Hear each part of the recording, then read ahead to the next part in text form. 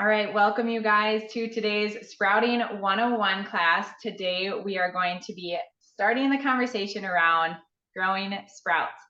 There is so much nutritional benefit that comes from growing sprouts, and they're super simple and cost effective to grow at home.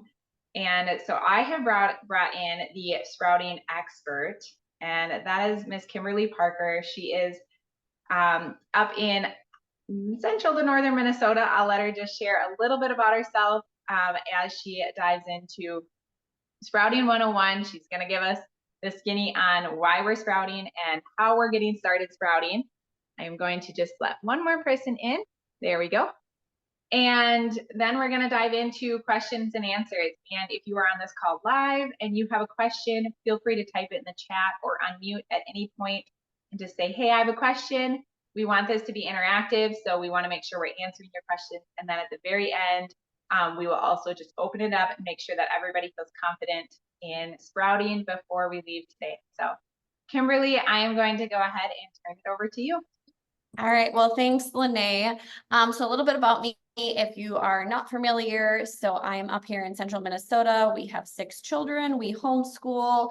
My husband does diesel work out of our home. And then I also do vertical tower garden farming with my kids. So all the things. So there's lots of things going, right? So why sprout? What actually got me into sprouting? Well, when I was little, my mom would do alfalfa sprouts and broccoli, but it was more of like, okay, what's growing in the jar? Mom ate it kind of a concept. But then as leading into adulthood, we moved to actually Colorado for a little bit, and I had a health thing come up, and in part of the program I chose to do was to eat a lot of raw, and part of eating that and that eating regimen was sprouts. Well, I was in very rural Colorado, and it's hard to find sprouts in general up here. There, they were non-existent. So I got started for my health, really. And then leading into fast forward, just for kind of everybody in general, why sprout? Well, obviously health benefits. It's much cheaper to sprout for yourself than it is to try to go buy, because a lot of times it's slimy. A lot of places won't carry it because they're afraid you're going to get sick.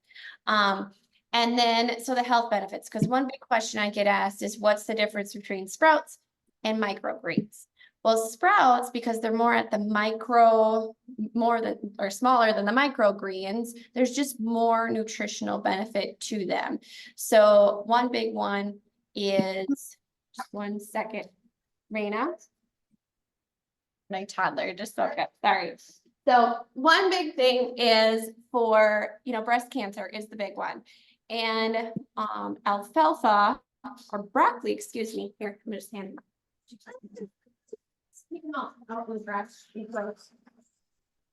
All right, sorry about that.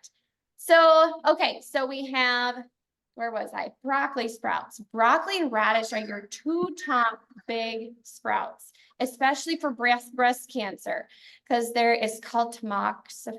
Oh, I'm going to butcher the name. Do you remember the name, Lene? Can you help me out? Tamoxifen. If you're familiar, you'll know, okay? So it is a natural form of that to help with anti-cancerous benefits. So now that's an extreme end, right? But just general health, okay? So then we stopped sprouting for a while because we moved. And then my husband got heavy into diesel work, because before that we did forage harvesting. And he started to lose patches of hair. Not like balding, and he's got thick head of hair. I'm like, okay, what's going on? We stopped sprouting. Granted, sprouting's not the end all be all. You want to do a lot of other things, but it's a piece to the puzzle. And we started sprouting again, and that hair started growing back. Now, what was happening? Well, he was, consuming a lot more chemicals and stuff. So we always have things bombarding us in the day-to-day. So that's what originally got us then back in the groove, and we won't miss a day. And he eats a cup a day as well as myself. And our kids, we encourage a cup to half a cup a day. So that's kind of the whys, not just, the health benefits, but it is also a simple way to get something fresh if you're rural. or just don't like to go to the grocery store very often, or don't trust some of the grocery stores you're buying from. So how do you get started? Well, the supplies you need is a quart jar. Many of us have a quart jar in our house. A wide lid is recommended because you're going to get better airflow. And then I like the stainless, but I also like the plastic lids because, after time, you just kind of want to toss them out and get new ones because they'll get a bit of residue, maybe a little rusting. And then so jar, lid, and the lids, you can find them Amazon, you can find them, I don't know, just look, because what's that, Lene? There is one lid now available on True Leaf Market. It is a stainless mesh lid. Okay. If you get, and I believe the last one I got was in the broccoli sprouting kit. It was very affordable to get the whole kit, and then you get broccoli seeds and the lid and the ring to go on. Okay, good to know. So that's new. So you can I'm a more like, one-stop shop kind of person. So that's good to know. True Leaf started offering that because their plastic one originally wasn't my favorite. So True Leaf would be your place to go. So again, jar, lid, and then seeds. Lene and I really do appreciate getting them from True Leaf just because the quality is there. There is other places you can find them. But one thing I'd question is how long were they sitting there in the store, because you don't want to be eating a bunch of dead hulls, right? So then how much do you put? So for one, we like the 5-part salad mix. Why? Because it has alfalfa, broccoli, alfalfa bean salad, broccoli, cabbage, clover, fenugreek, garbanzo, lentil, mung beans, green pea, radish, and so forth. So by getting that good, like I said at the beginning, your radish and your broccoli are your best. Well, then your lentils are very good too if you're dealing with health stuff or just preventative. I'm not saying everybody's here going to get cancer, but we're constantly being bombarded with stuff. So let's make a jar. So I already have one started here, but you're going to take just a tablespoon of your sprouts, and you're going to do about 1 to 1.5 in your jar. Okay. And then you have your sprouts in your jar. I'm just going to fill up with some water here. You're going to let that soak now for 12 hours. So I like to start mine either in the morning or evening because that's just easy math for me, right? So now they've soaked. It's been 12 hours. Then you'll dump that water out, and then you'll rinse it in cool water. Because the thing is, if you're rinsing with hot water or warm water, they're going to start to get stinky, because the biggest complaint about sprouts is they start to get smelly and then people quit, right? Well, did you have a question, Lenny, or comment? I was just reading one of the questions in the chat that said these are seeds that you are sprouting, and that is correct. So these are broccoli seeds, radish seeds that we are sprouting, and Kimberly is going to show you just how far you're going to let them go. So yes, these are just standard, broccoli seeds and whatnot. But if you buy specific sprouting seeds, I think you have a better bet of them being fresher and being just better for sprouting, because you really want to make sure, like Kimberly said, you want to make sure that they're fresh so that you're not getting dead heads in them, so that once your jar starts to fill up with sprouts, that you don't have a bunch of seeds that didn't sprout, because then all of a sudden you have these hard little seeds in there, and that's not good to be eating a lot of just raw seeds either that are essentially dead. So Kimberly, I'll hand it back over to you, but that was just the question there. Awesome. Thanks, Lenny. So, all right. So now you've rinsed your seeds, right? You're done with day 1. You're on to day 2, day 3. You're going to continue to rinse those sprouts, or those seeds, seeds with cool water. And this is roughly day 2, day 3. And I have a various of lids. I've tried a whole bunch of kinds. And so they're still not done because they're not nice, and my camera probably is not doing it justice, not bright green, right? So this is about day 3, okay? When I might give these one more day, I might not, but they're greened up, you can eat them, they're good to go basically, right? So now they're done, right? So what are we gonna do? Well, I like to give them a nice rinse and drain before, because they're living, they're alive, before I store them, right? Because it's like you're watering your plants, okay? Then I like to put them in a breathable container, and I have some Tupperware that has these adjustable little tops. I think Rubbermaid has some too. You could keep them in the jar, but the thing is you're gonna want to keep using, you know, your lids in your jars, and they store up in here 3 to 5 days. You be the judge of that. The question was here too, can you use well water, or should I use filtered water? Well or filtered water is great. Yes, trying to avoid city water is, or even softened water is good. It's kind of what you would give your plants in general. So great question. So then now you're storing them, you've grown your sprouts. So then what do I do with them? Well, you eat them, right? So they actually are very satiating. So if you're a day where you're, you know, all of a sudden getting hangry and you need a snack, they're great to grab. Yes, they're a little messy, but for a snack. I mean, a lot of people are more familiar on like a piece of avocado toast, and sprinkled on there is really yummy.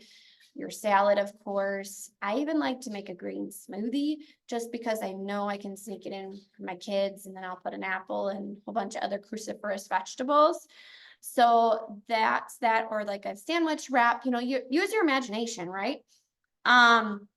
You know, going back to if you're dealing with issues with your sprouts, because a lot of questions I typically get asked is, why does there look like there's mold on my sprouts? Okay, well, let's see if I have these. I just rinsed them, so they're not going to show it. But sometimes it starts to look like there's little mold pieces growing. A lot of times it's roots. The little fuzzies look like roots. So the way to check is to rinse them thoroughly with cool water, let them drain, and then if that's gone, you're good. If you honestly are just very unsure, just toss them and start over, or send one of us a picture. I don't mind. But ultimately you have to be the judge of that. But that's usually what that is. And you do want them in a cool, dry place or cool place. I have an extra little sink in my kitchen. So I just actually have them in, kind of showing my stash here. I just keep them in a dish rack. In there, there's a whole bunch of fancy things you can find now online. And then they do suggest to cover them. I have my kids rinsing them. Sometimes they don't get covered, you know, too, because, you know, thinking of a seed growing in the dirt. Let's see if we have any more questions. So, I just lean mine up on the counter and make sure that they're out of the sunlight from my window.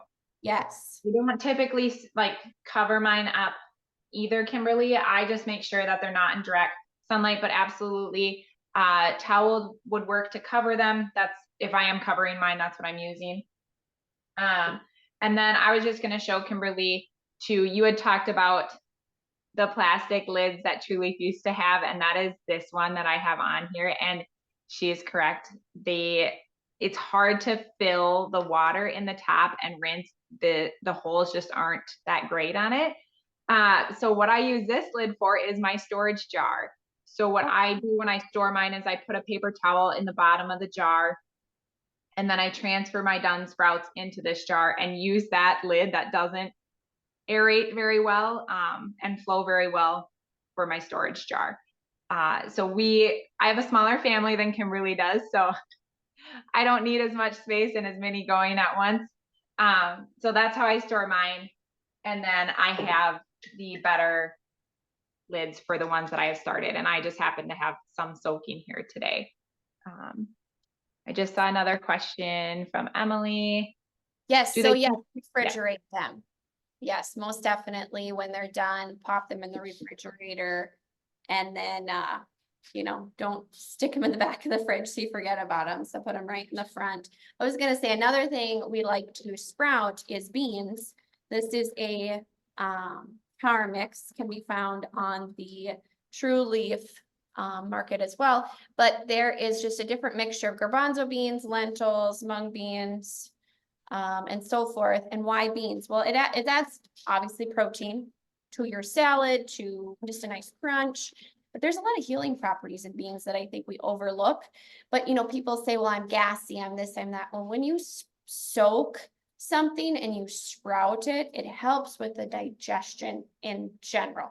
So if you're struggling to eat beans or legumes, make sure you're soaking them. So just a tip on that.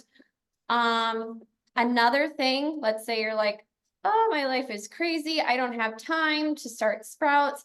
We do really like this shake mix. I've been taking it for 12 years, and Lene about the same. And it has radish and broccoli in it, and it doesn't taste like a green smoothie. Because my kids will eat it, because I have a couple picky eaters. And so just knowing the benefits of that in chocolate or vanilla, but just knowing the benefits, we can never get too much. We shouldn't just focus on one thing if we can keep adding little things. But we also have to realize where our life is right now, if it's just too crazy. But if I never make a change or never add something in, I'm probably not going to get past the crazy, right? I need some health for myself so I can be a good human. That's a little bit quicker grab than, or you're just on the road and you're not home. So that's kind of all I have. So I want to open it up. There's been great questions so far. So we have Sandy, Charissa, and Emily. If you guys have more, pop them in the chat or feel free to unmute.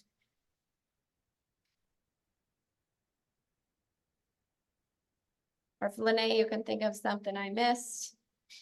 No, I was just gonna say, as far as getting them into your diet every day, it is like I love adding them to salads and avocado toast, sandwiches, whatnot. But like you said, honestly, as a mom right now, I'm usually grabbing a handful out of the jar and eating them. And they're actually really good because the radish sprouts, I use the 5-part salad mix all the time. That's my favorite. That's typically the one that I have going in my house. And the radish in the 5-part salad mix, if you like the spiciness of radishes, then that's pretty much what your sprouts are going to taste like. And I really like that. So I don't mind just grabbing a handful and eating them. So I just know in my brain, like, this is so good. This is going to make my day so much better. So that's why I make sure to eat them. Very good point. Yeah. And I'm all about easy. Like I said, I have 6 kids, so I don't necessarily like to introduce hard things to my life. Ask my husband. So, all right. How long does it take to soak the beans? Okay, great question. Same thing, 12 hours. And then with the beans now that I'm glad you brought this up, the beans about day 3, they are done. All you want is tails on the beans. They're not going to fill a jar up like this, okay? So, because I have had some people question, I'm like, yeah, they're done. Day 3, you're done. This is about a day 5. And you could even go to day 6, if you even want them a little greener. And let's say you're like, you have some serious things going on and you want to just get them in your diet, just getting them sprouted, you're not going to hurt yourself if you eat them, like so that they're not fully green. So just know that if you're eager to start, I'm going to stir fry kind of anyway. I prefer to just, snack on them, so. Emily had a similar question. And Emily, for like the beans for myself, I throw them on salads. But like Kimberly said, you can throw them in a stir fry. I mean, you could even really throw them in a soup, I would think, wouldn't you, Kimberly? I haven't done that, but Say that again, Lene. Sorry, I had a. well, that's okay. As far as the sprouted beans, have you ever thrown them in soup? No, but that's actually a really good idea. It's a texture thing, I think, for some people, because you're going to have a little tail on them. But even if you didn't quite get the long tail and went on day one, like the next day. I mean, really, if you're making beans in general, you should soak them for 8 hours, so. Yeah, no, I think you can, it's not gonna hurt anything to play around with it, because that's honestly how I cook. I experiment a lot. And then you just don't do some things again. Yeah. So, Yeah. And that's the thing to remember is this is just living food. It's just like, anything that you would pick out of your garden, you can technically eat something raw or cook it, any of it. Um, so it's really what your family desires and how they desire to eat it. yes. Well, We thank don't you guys. Thanks. And we're gonna probably do this again next month. We'll see. So, all right. Thanks, Thank Em.